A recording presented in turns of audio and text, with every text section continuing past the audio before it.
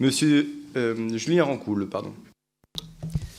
Merci, Monsieur le Président. Monsieur le Ministre, il est de notoriété publique que les associations agréées de sécurité civile jouent un rôle essentiel pour la sécurité publique en intervenant dans diverses situations d'urgence, de catastrophes naturelles aux accidents majeurs, en passant par les dispositifs prévisionnels de secours. Elles forment aussi nos concitoyens aux gestes de premier secours.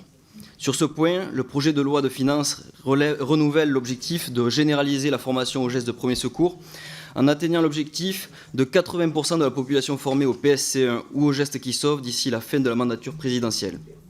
Cependant, dans le projet de loi de finances 2024, nous constatons que la Direction générale de la sécurité civile et de la gestion de crise a une enveloppe de 250 000 € seulement pour subventionner les associations concourant à des missions de sécurité civile. Cela paraît particulièrement faible. Nous devons être plus ambitieux pour notre soutien à ces associations qui font un travail remarquable avec des moyens parfois très limités. C'est ce qu'elles nous disent d'ailleurs sur le terrain quand nous les rencontrons. Ma question est donc la suivante. Serez-vous prêt à revoir à la hausse cette enveloppe consacrée aux associations concourant à des missions de sécurité civile? Encore une fois, les aider, c'est développer une culture du risque au sein de la population et à terme participer à sauver des vies humaines. Je vous remercie.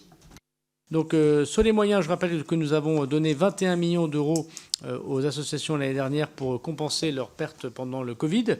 Se rajoutent les 250 000 en effet pour les moyens de la sécurité, la protection de la sécurité civile qui font en effet un travail formidable. Moi, je n'ai pas eu de demande d'augmentation de crédit de leur part, mais si c'est le cas, il n'y a pas de problème pour étudier si les missions sont supplémentaires ou si ça ne correspond pas à leurs besoins pour être au rendez-vous, puisqu'effectivement, le travail qu'ils font est incomparablement efficace et permet au service public d'être bien rendu.